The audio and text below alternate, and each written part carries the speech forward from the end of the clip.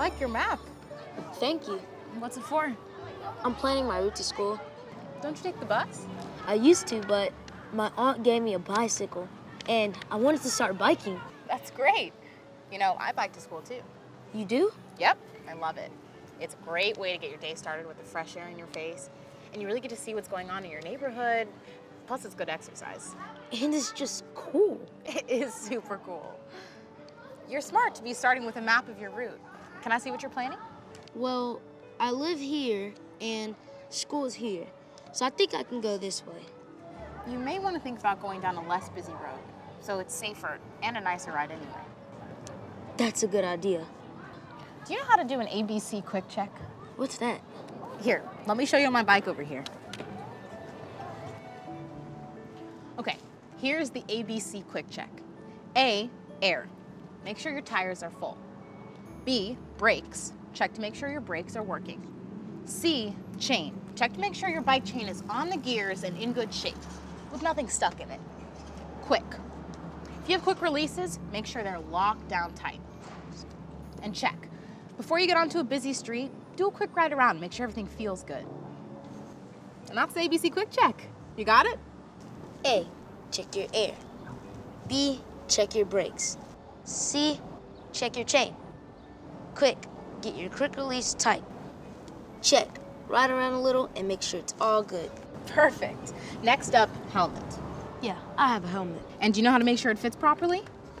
I guess not. When you put it on, the strap should form a V under your ears. When you look up, you should be able to see the edge of your helmet with your eyes. If you can't see it at all, it's probably too far back to do you any good. And mouth, because it shouldn't be so tight that you can't talk. You should be able to put one finger between the strap and your chin. Ears, eyes, mouth. Got it. We're on a roll. What else? Okay, let's pretend we're on your route. When you're riding, you want to ride straight and predictably. If you weave all over, nobody knows where you're going, and it's dangerous. So keep it straight and predictable. Got it. Okay, say we're coming up on a stop sign. What should we do? Stop. You're absolutely right. Some people think you can just ride right through, but that's very dangerous. Stop signs are here for a reason, so you should always stop. How do I do that? On some bikes, you can just pedal backwards. On others, you might need to use your handbrakes, and that means squeezing down on the bars on the top of your handlebars. Phew. Feeling good?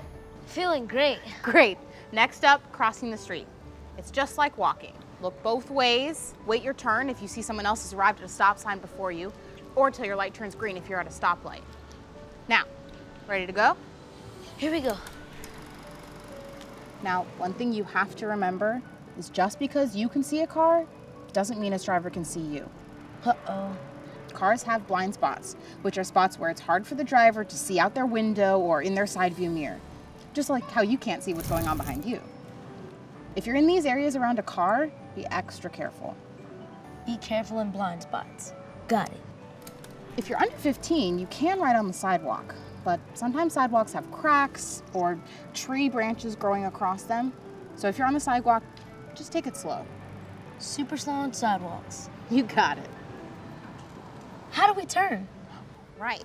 So if we're coming up on a turn, we want to signal, so other car drivers and bikers know what we're doing. Now, this is what I do when I want to make a right turn.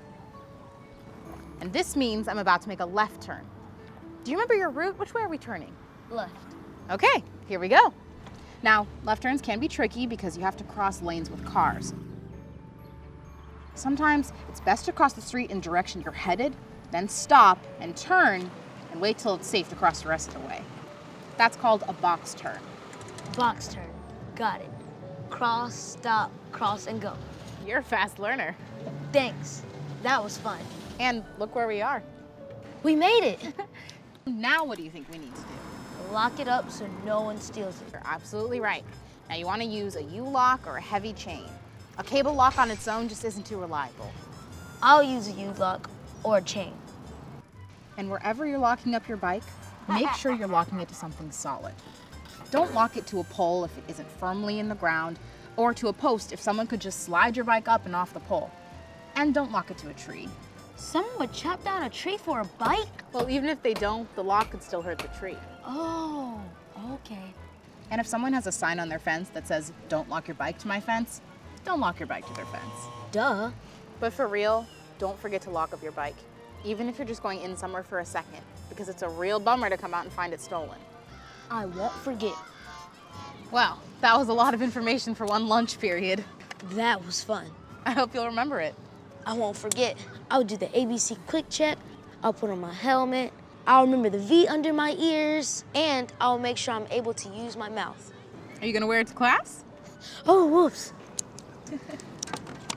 I've got my route planned. I'll remember to ride straight and predictably. I'll look both ways before crossing the street. And I'll take a box turn when I'm turning left. And how does that box turn go again? Cross the first street, stop, turn left, then wait till it's safe and go. You got it. And I'll always lock my bike. You better. And I'll see you out on the road. Yeah, you will. And Mrs. Ruth, thanks for the tips. Anytime.